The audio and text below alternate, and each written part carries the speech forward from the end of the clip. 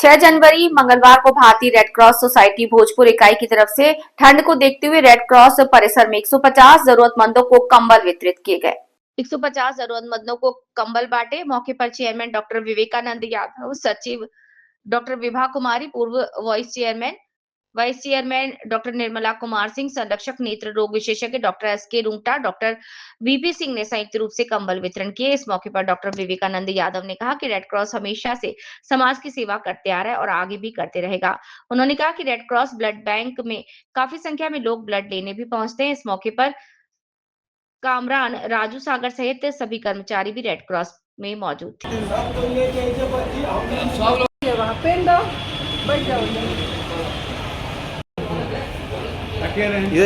बालकृष्ण पांडे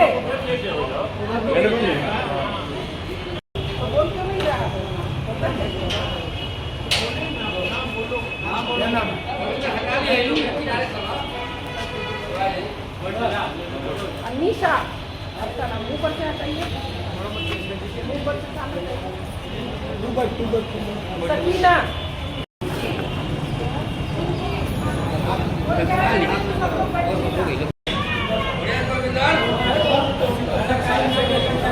बढ़िया से खींचे अरे इधर देखिए, ए दीदी देखिए इधर।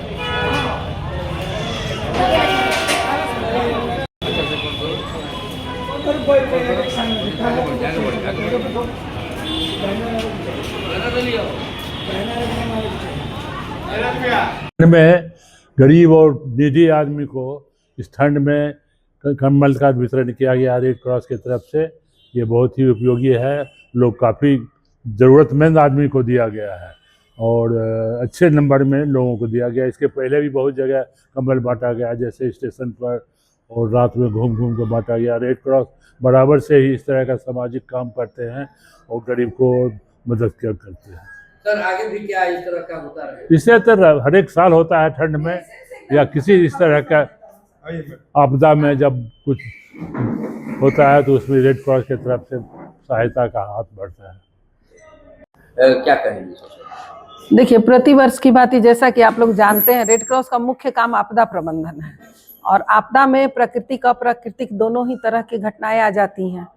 तो प्रतिवर्ष की भांति इस वर्ष भी रेड क्रॉस को राज्य शाखा से कुछ कंबल प्राप्त हुए, कुछ हमारी कार्यकारिणी के सदस्यों के सहयोग से खरीदा गया और सब मिलाकर के 22 तारीख से 22 दिसंबर की रात्रि से हम लोग ये कार्यक्रम चला रहे हैं। एक दिन 2 दिन बीच करके लगातार चल रहा है।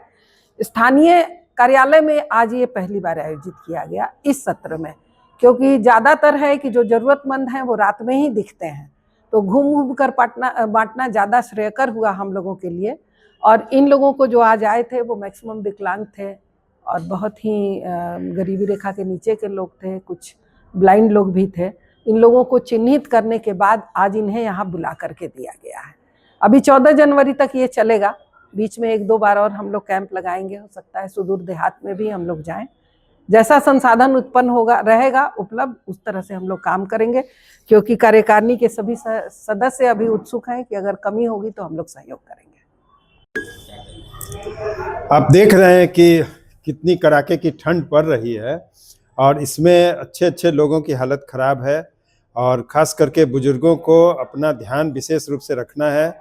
और इसी क्रम में ये जागरूकता फैलाते हुए हम लोगों ने कोशिश की है कि रेड क्रॉस की तरफ से प्रत्येक वर्ष की तरह इस बार भी कम्बल का वितरण हो और काफ़ी अच्छी तादाद में 100 से ज़्यादा संख्या में कम्बल वितरित हो चुकी है और सभी नीडी लोगों को।